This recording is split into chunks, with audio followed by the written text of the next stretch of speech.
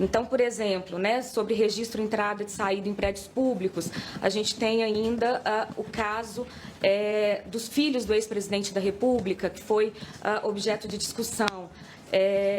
Né, no Palácio do Planalto. A gente tem, por exemplo, telegramas do Itamaraty, né, caso Marielle, caso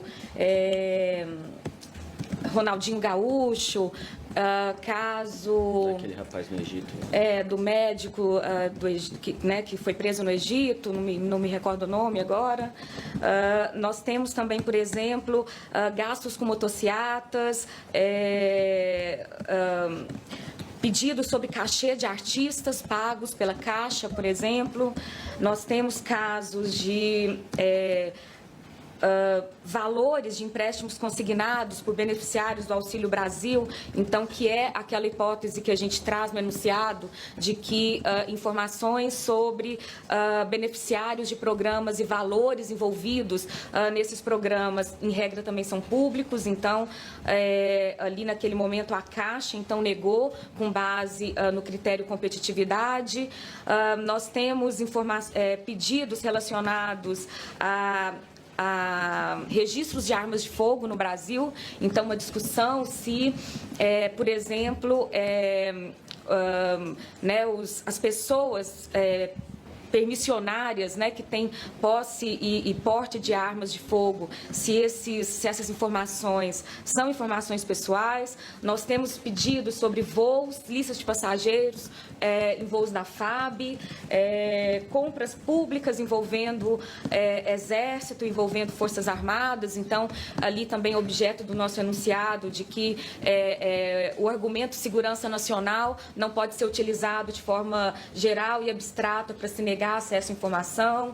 Então, eu acho que aqui são uma questão, né, que à época também, no governo anterior, foi objeto aí de muita discussão e pedido de lei de acesso, que está conosco, bloqueio de usuários em perfis de autoridades públicas em redes sociais. Então, se o simples nome das pessoas que foram bloqueadas nessas redes sociais podem ser considerados, né, ali, informação pessoal apta a ser objeto de proteção. Então, acho que em geral aqui já temos alguns bons exemplos para vocês de... Em relação à classificação de 5 anos que já se passaram, seriam casos do governo Temer ainda. Quanto a isso... Não, tem aqui, eu acho, uma lista que a gente fez sobre isso. Quanto a isso, não há dúvida, né? As informações que foram classificadas como segurança do presidente, seus familiares ou de outras autoridades, fim do mandato, né? Pelo motivo de segurança, ele realmente ele cai, ele deixa de fazer sentido. Tá. Tem algumas coisas aqui que a gente levantou, né? Enfim, tem informação do Departamento de Educação e Cultura do Exército, de 2018 a 2020.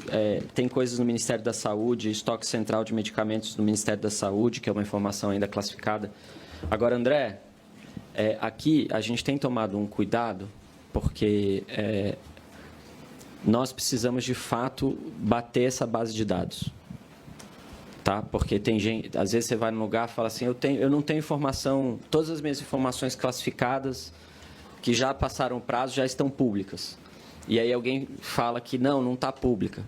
Então, a gente precisa, de fato, aqui a gente está num esforço de tentar organizar, inclusive, essa base de dados e dar coerência para ela, inclusive com algumas sugestões que lá para frente a gente quer fazer sobre uma orientação um pouco mais precisa sobre classificação de documentos. Não é? Porque hoje, quando você classifica um documento, você tem que fundamentar a classificação do documento e, basicamente, o que se faz é se citar o inciso da lei que gera a classificação. Né? Então, sei lá, segurança nacional. Né? E, na verdade, a gente entende que isso é pouco, né? Que você precisa tornar público não só o inciso, como as razões que, de fato, levaram à classificação. Né? É claro que não a ponto de, ao tornar as razões públicas, você tornar o que tem dentro do documento público, senão você não classificou. Né? Então, tem ali um limite meio tênue, mas que dá, no nosso entendimento, é completamente factível que se faça. Né? E a gente quer caminhar nessa direção, conversando a partir da instalação da CMRI, por exemplo, nesse sentido. Bom dia, é Luciana Verdolim aqui da Jovem Pan. Oi, Luciana. Eu queria tirar uma dúvida. Essas informações que a secretária passou, isso está sob análise, né? Ok.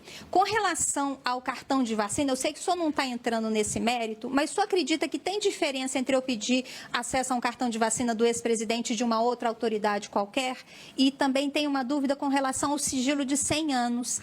No governo passado, tudo tinha sigilo de 100 anos. Só acha que foi utilizado de forma incorreta? Tem algum problema nessa definição desse período tão grande? Vou começar pelo fim.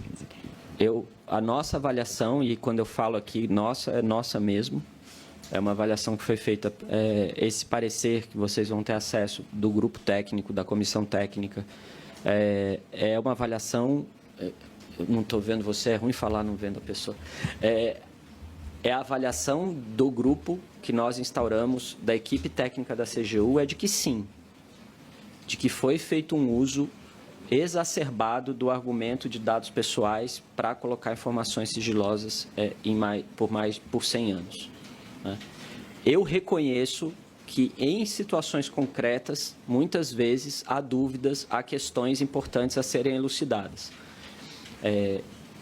E que tem impactos importantes, né, do ponto de vista, às vezes, de privacidade, né, enfim, de honra, imagem, intimidade, né, e coisas desse tipo. Eu vou dar um exemplo de situações que aparecem e eu vou problematizar a situação.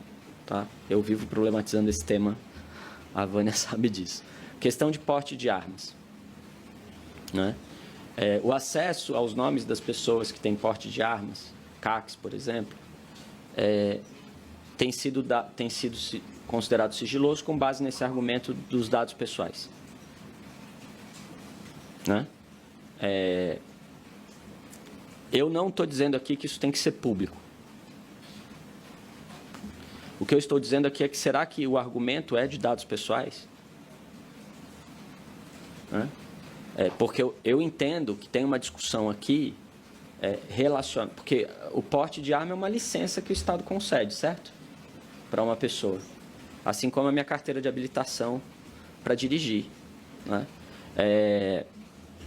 Então, eventualmente, da perspectiva de dados pessoais, eu não acho que isso seja um dado relacionado à honra ou à intimidade e coisas desse tipo. E pode ser que, por exemplo, nós aqui queiramos saber, quem tem filhos aqui, por exemplo, queira saber os pais da escola dos nossos filhos que têm porte de arma, para eu tomar uma decisão, eventualmente, se eu vou deixar os meus filhos dormirem na casa, porque a gente sabe que acidentes acontecem, certo?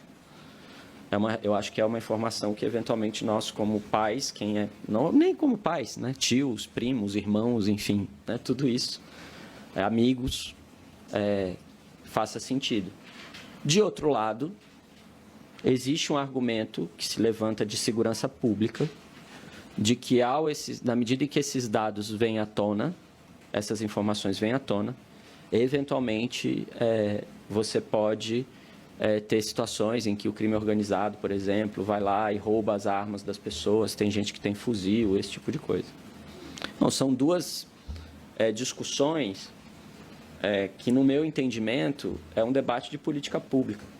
Né? E que, se houver razões suficientes para se manter sigiloso, que se mantenha com base neste argumento.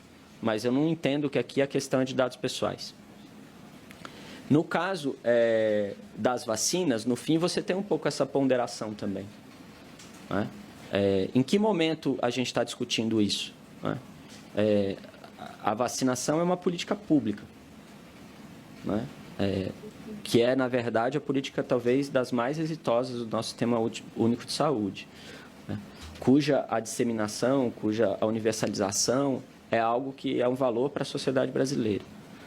E, eventualmente, pessoas não vacinadas são fatores de contaminação de uma doença e coisas desse tipo. né? Eu acho que eu vejo uma diferença, tá, entre o debate sobre uma vacina num movimento, numa campanha de vacinação coletiva, envolvendo em que servidores públicos, autoridades públicas estão envolvidas, e, por exemplo, um exame médico de uma autoridade ou não, né? Eu acho que quando a gente está discutindo um exame médico, quando a gente está discutindo os meus exames de colesterol ou coisas desse tipo, eu talvez ali tenha um direito a uma certa privacidade sobre eles, né? Então, eu vejo, mesmo sendo um servidor público ou um ministro, ou qualquer coisa desse tipo, eu a princípio, vejo um pouco essa ponderação, mas eu entendo que a questão da vacina tem uma questão de privacidade também, não é que, sabe, abre ponto final, né? Acho que tem uma discussão, de fato, a ser feita. Muito bom dia, Manuel Marçal aqui do Jornal Tempo. Bom dia, secretárias, ministros. Em relação, queria só tirar uma dúvida com o senhor sobre a recomendação número 3, que eu acho que vocês falam aí sobre sempre enviarem os pedidos para a CGU. Nesse caso, eu vou fazer algumas perguntas, eu vou pontuar e aí eu vou deixar o senhor comentar em seguida. Todo pedido de acesso à informação que eu fizer, em que eu pedir que isso seja levado à CGU, é para o órgão fazer isso obrigatoriamente? E a outra pergunta, de forma mais direta, eu queria saber em relação à transparência das agendas públicas, né? A gente está vendo, por exemplo, que não tem aí, por exemplo, a gente não consegue acompanhar a agenda pública do ministro Padilha, do Márcio Macedo. Qual vai ser o trabalho de vocês em relação a essas questões de agendas públicas? Alguns ministérios divulgam qual que é o tema da agenda que está sendo reunida. Eu ouvi a fala de vocês nas questões de sigilo. Ainda assim, o Ministério da Fazenda tem divulgado alguns temas, mas eu queria saber se vocês vão estabelecer alguma cartilha nesse sentido. E também, se eu frisasse a questão da LGPD, mais uma vez, aí com a questão do acesso à informação, porque a gente sofreu muito aí nos últimos 4 anos com isso. Tá, vamos lá. Primeiro aqui, o que a gente está pedindo, basicamente, nesse esforço de coordenação e monitoramento, sem tirar, obviamente, a autonomia das entidades, mas nos posicionando na figura de órgão central do sistema de acesso à informação, e órgão central significa monitorar, uniformizar, organizar, é que quando os órgãos do governo federal recebam uma demanda relativa à lei de acesso, que eles possam, e principalmente nas situações em que eles tiverem dúvidas, que eles possam nos comunicar e, eventualmente, nos dar acesso ao documento, principalmente se tiver já um recurso, para que a gente possa ajudar nessa decisão, né, e orientar nessa decisão. Tudo isso tem a ver com o fato de que, como eu disse, a lei de acesso ela tem um sistema de recursos que, eventualmente, sei lá, pode durar 60, 90 dias para a pessoa ter acesso em um recurso, outro recurso, outro recurso. A gente quer minimizar isso. A gente quer minimizar isso. Sobre as agendas públicas, nós já soltamos um ofício para todos os gabinetes de todos os ministros orientando sobre a agenda pública. Eu já pedi que meu chefe de gabinete fosse muito,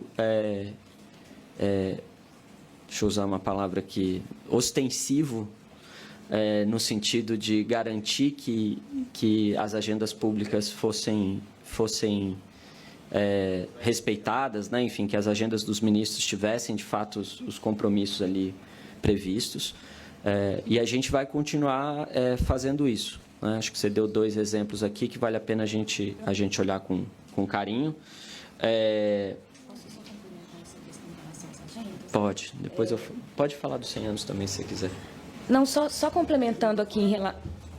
Ligou? Ligou. Só complementando aqui em relação às agendas, não estou querendo também aqui, né? Eu acho que já justificar eventuais não disponibilização de informações nas agendas públicas de ministros, mas é importante que se saiba que o governo federal, ainda na gestão passada, e isso foi no fim do governo, lançou um novo sistema. Então, esse sistema, inclusive, é aqui da CGU, chamado e-Agendas, e, de fato, muitos ministérios estão tendo dificuldades de operar esse novo sistema. Então, é necessário que a CGU, e a gente já está cuidando disso, né? Tomamos conhecimento desse novo sistema assim que chegamos. Então, já estamos atendendo algumas demandas de ministérios para que realizemos treinamentos. O sistema não é tão facilmente operável, a gente já detectou isso, mas isso está agora, de fato, aqui entre as nossas prioridades para poder treinar agentes públicos, né, secretárias que fazem uso desse sistema. Então, aí também pedindo um pouco de paciência e compreensão, mas eu acho que em breve a gente vai conseguir que isso rode mais facilmente em toda a esplanada. Se eu fizer um pedido de laia, então vamos ter que responder. Vamos ter que responder, claro. O pedido de laia a gente sempre responde e cumpre. Em relação aos 100 anos... Pode falar, eu já falei um pouco. Eu não, desculpa que eu não me... Então eu vou. Não, ele perguntou sobre... Para eu falar um pouco sobre essa questão dos 100 anos, né? E da LGPD, né? Vamos lá. A Lei de Acesso à Informação, ela vem antes da LGPD, né? E ela é uma lei que visa garantir princípios constitucionais, né? Isso deriva de um pacto, de uma agenda muito clara de governo aberto, né? Isso deriva de um pacto de transparência pública que nós fizemos.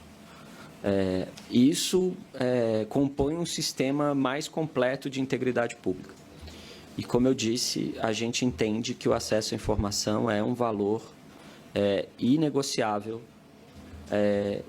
na sociedade brasileira e que diz respeito ao cumprimento do Pacto da Constituição de 88, construção de uma república e de uma democracia fortes no Brasil. Quando vem a Lei Geral de Proteção de Dados, ela vem com o intuito e dentro de um contexto já de surgimento, não só por isso, mas também dentro de um contexto de surgimento de uma economia digital, né? Dentro de um contexto de surgimento de que dados pessoais passam a ser ativos econômicos, né? Tem aquela famosa capa, talvez um pouco exagerada ou não, mas enfim, da The Economist, né? Dizendo que dados são o novo petróleo. E que, nesse contexto, há uma necessidade de proteção da população, dos detentores de dados pessoais, que somos todos nós, né? Não só para a garantia da privacidade e coisas desse tipo, mas para garantia de uma não exploração econômica excessiva de dados pessoais, né? Mas a lei prevê, obviamente, uma série de possibilidades de tratamento dos dados pessoais e de eventual publicização de dados pessoais, né?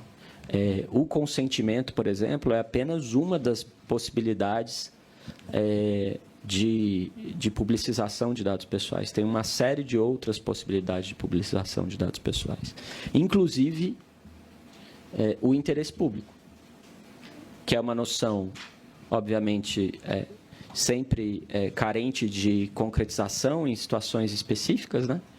Que é um conceito amplo, mas é um conceito que é uma noção que existe, né? E que, na análise de casos concretos, demanda essa compatibilização, né? A pergunta da colega anterior foi, inclusive, nesse sentido. Fala, bom, se eu estou falando de uma vacina de uma autoridade, do cartão de vacinação de uma autoridade, de um presidente da República, é diferente de eu estar falando do cartão de vacinação de uma pessoa que não é uma autoridade, da República. São dados pessoais do mesmo jeito. A discussão é se, numa situação, tem um interesse público que prevalece ou em outro ou não. Tanto a LGPD como a Lei de Acesso à Informação falam de interesse público, mencionam especificamente essa expressão. Por isso que eu disse que não há nenhuma incompatibilidade entre elas, né? Só que nós podemos resolver estamos resolvendo isso com o enunciado, vamos resolver isso em casos concretos, e eventuais outros enunciados, né, em eventuais discussões de casos concretos que a gente possa já fornecer alguns direcionamentos de exemplos mais específicos. Essa é a nossa ideia. Mas agora, não sei se ficou mais claro essa... E eu acho, assim, uma estratégia de tergiversação usar essa noção, é dados pessoais, é dados pessoais, é dados pessoais, né? Inclusive para nome de pessoas. Como eu disse, a gente já ouviu esse argumento na Esplanada recentemente. Não, mas isso aqui é nome. Eu não posso dar porque isso aqui é nome. É o nome da pessoa, fere a LGPD. Entendeu? Na minha visão, se tem um interesse público ali, e o nome... Primeiro, o nome é um dado relativo, né, que tem esse impacto de intimidade, honra, não sei o quê, para efeito de ser preservado. A gente está falando do que aqui? E tem um interesse público por trás? Se tem, a gente não vê problema na divulgação. Pessoal, nós temos ainda 9 inscrições para perguntas, então a gente vai encerrar as inscrições para que o ministro possa, né, responder e a gente não avance tanto, tá bom? Obrigada. Esse recado não é para vocês, é para mim. Ministro e secretárias, bom dia. Guilherme Voltenberg, do Poder 360. Eu tenho uma dúvida técnica e outra jurídica. A técnica é o seguinte, as informações que foram colocadas sob sigilo e que vão, enfim, eventualmente ter o sigilo revisto, como é que vai ser feita a informação? É só para processos que estão em aberto ou informações que foram solicitadas no passado e foram colocadas sob sigilo vão ser revistas também por vocês? Essa é a primeira dúvida técnica. A segunda é jurídica, com relação ao sigilo de 100 anos. Vocês mencionaram que a autoridade responsável por colocar sob sigilo as informações não é necessariamente o ministro ou o presidente da República. Existe a possibilidade de alguma responsabilização jurídica dos gestores públicos que colocaram determinada informação sob sigilo de 100 anos, por exemplo? Pode. Só o microfone, por favor, Juliana. Se vocês quiserem fazer 2, 3 de cada vez, para mim não tem problema também. Juliana Dalpiva, do UOL. Justamente aproveitando a questão dele sobre a questão da responsabilidade, quando vocês fizerem essa revisão dos 234, o senhor falou sobre responsabilização, também vai ser avaliada a possibilidade de processar servidor público que classificou equivocadamente, enfim, ou errado mesmo, né? Porque teve muitos casos. E se existe alguma, enfim, iniciativa da CGU, porque sobretudo essa questão que o senhor falou sobre o uso de o argumento da LGPD com relação a dados pessoais para nomes é uma coisa que se alastrou a outros órgãos, poderes, né? A Câmara dos Deputados, por exemplo, costuma recusar dar dados públicos nesse sentido. A CGU também pretende fazer recomendações, pelo menos? Eu acho que, assim, essa é uma agenda do Estado brasileiro que, obviamente, a gente não tem uma incidência sobre outros poderes, mas a gente espera que essa estratégia de harmonização, ela se dissemine, né? E a gente, inclusive, tem uma orientação aqui nesse sentido. Eu acho que a gente tem que procurar os outros poderes para tentar disseminar isso, fazendo treinamento e coisas desse tipo. A ideia é que a gente faça. Sobre a questão da responsabilização, vamos lá. A responsabilização decorre de um descumprimento, muitas vezes, de uma determinação do órgão da última instância que julgou aquele caso, né? Então, eu determino que se abra, pergunta do Barrocal, eu determino que se abra e ele não abre, né? Então, aqui você tem uma situação que, para mim, é mais clara de responsabilização. Claro que nós temos que sempre, não vou criar aqui, né? Não somos nós que vamos criar o estado de terror, né? Mas, assim, claro que pode ter uma justificativa que a gente tem que rever, pode ser que a gente pode errar também, viu, pessoal? Às vezes acontece, assim, né? Todo mundo aqui pode cometer erros. Então, obviamente, a gente, né, nesse espaço, a gente pode dialogar e se a gente entender que, de fato, teve ali um problema sério, pode sim. No caso de uma decisão em que nós estamos revendo, né, e que foi tomada naquele momento, né, enfim, dentro de uma orientação e tudo mais, eu não vejo, a princípio, um motivo para uma responsabilização, né? Claro que você pode ter um caso concreto, né, Van, que você identifique um caso sério, uma má-fé, um dolo muito, né, específico, alguma coisa que apareça ali que você note algum tipo de desvio de conduta mais explícito, aí sim, né, aí a gente pode, diante de uma situação como essa, agir. Tá? Não sei se eu respondi mais ou menos. O que foi mais ou menos?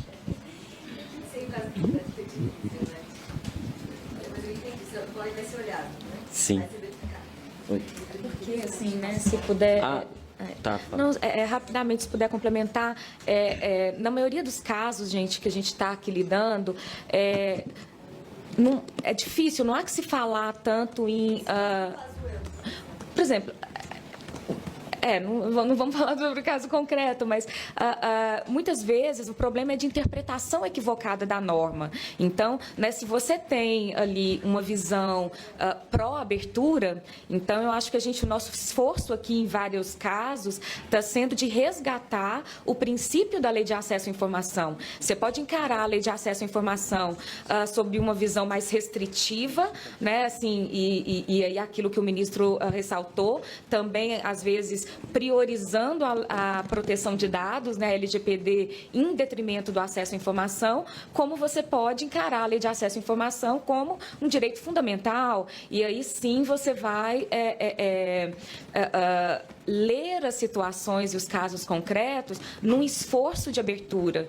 Então, eu acho que é importante que vocês percebam que, na maioria das vezes, nós não estaremos diante de casos que a gente possa olhar e falar, olha, isso aqui houve, né, deliberadamente uma má-fé, né, uma decisão, vamos dizer, errada, ilícita, de aplicação da lei, mas sim vamos dizer, uma visão que no nosso entendimento, né, no entendimento pró-abertura, pró-transparência, que nos parece equivocado. Foi? Qual era mesmo? Desculpa. Tá, dos casos que são colocados, que vão ser revistos e tudo mais. Eu acho que a tendência é a gente seguir o procedimento de responder a pessoa que pediu a informação, certo? E obviamente, depois vira público. Né? É isso. Não, calma. Eu já te passo. Essa pergunta é boa. Porque é o seguinte, tem casos que está para julgamento aqui. Tá? Tem casos que estão para julgamento, que nós estamos na terceira instância e que vão ser julgados. São de pedidos feitos agora recentemente, foi negado, chegou para cá como terceira instância. Não é assim, no final do ano vocês começaram a pedir, né? Pô, vai mudar, vamos pedir. Aí, só do caso do Pazuello tem 10 aqui. Aí eu estou olhando para um que pediu. Você pediu do Pazuello? Não, você já tinha pedido. Já. E tem 10 casos aqui, e às vezes repetidos de vários. Né? E o que vai acontecer é que a gente tem que julgar esses casos. E tem casos que vão ser revistos.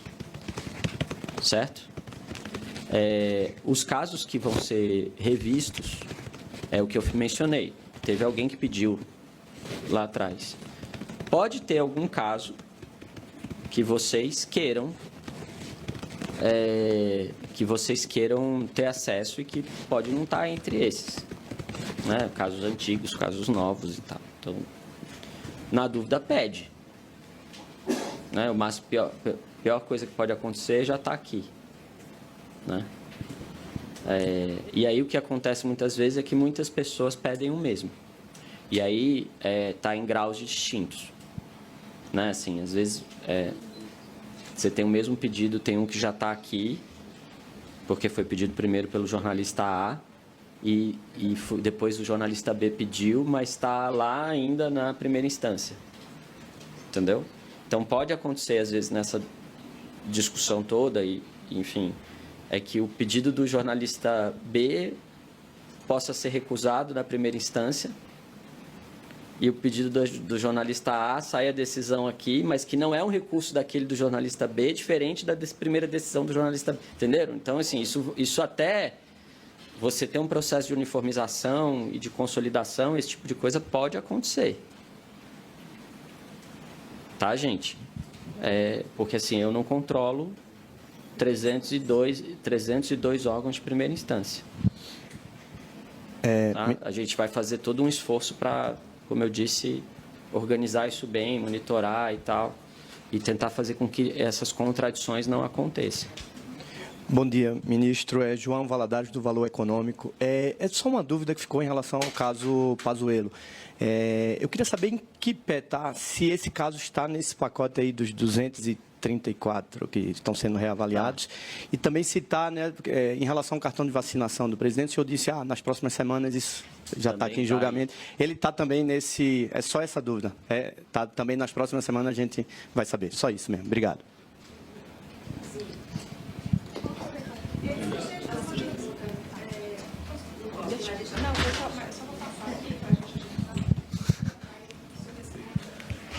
Plínio Aguiar, do R7. Ministro, apesar das declarações do presidente Lula em defesa da transparência, o governo já negou aí acesso, primeiramente com a lista das autoridades presentes na cerimônia de posse, depois ele voltou atrás. O Itamaraty argumentou que aquilo feria a segurança do presidente. O senhor vê a razoabilidade nesse argumento do Itamaraty? O senhor chegou a conversar com o ministro, falando, ministro, peraí, veja bem, esse argumento, porque o senhor, né, repetiu isso agora há pouco. Então, eu acho que esse caso, ele é um caso que revela um pouco essa questão que eu mencionei para vocês, né? Eu falei aqui de uma certa dependência da trajetória e tal, do passado. É um pouco isso, assim. Essa informação, ela foi classificada como reservada, pelo menos essa informação que eu tenho, da lista de posse do presidente Bolsonaro. E ficou. Calma, vou chegar lá. E ficou. Quando chegou o pedido de informação lá, a pessoa que cuida da primeira instância e que toma decisões, né, enfim, às vezes, e talvez não necessariamente consultar se está tendo alguma reorientação e esse tipo de coisa, falou, bom, né, foi assim, é assim.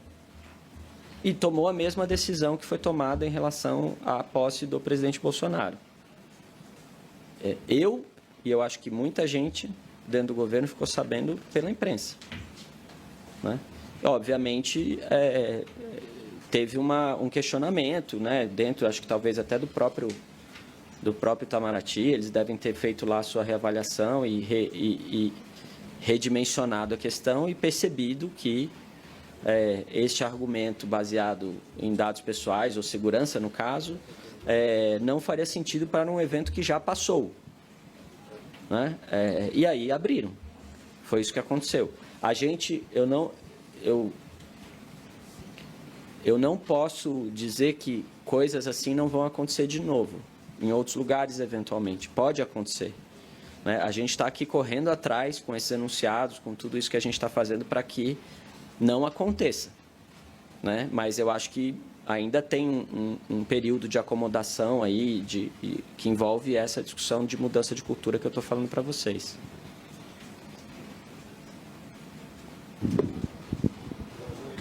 Bom dia. Lúcio Vaz, Gazeta do Povo. Eu queria fazer duas perguntas. Uma é a questão da razoabilidade e a outra uma questão muito clara sobre a lei mesmo, a questão da segurança. São dois casos bem diferentes que a gente tem enfrentado dificuldade. Primeiro, a questão da razoabilidade. Você não consegue dados nas relações exteriores, base de dados. Por quê? Eles querem sempre analisar um caso específico. Isso não é de agora, isso é de 10 anos. Eles querem um caso específico, eles não querem te dar uma base de dados. Mas muitas vezes você precisa trabalhar uma base de dados para, a partir dali, você fazer uma investigação em cima daqueles casos mais interessantes. E o que eu acho que acontece? Eles se baseiam na lei. A lei diz lá a questão da razoabilidade. Então, qual é o problema? É a lei. Não que a lei seja ruim, a lei é ótima, foi das melhores coisas que fizeram em termos de vamos dizer assim, divulgação dos dados públicos em todos os tempos. Agora, ela precisa de ajustes, né?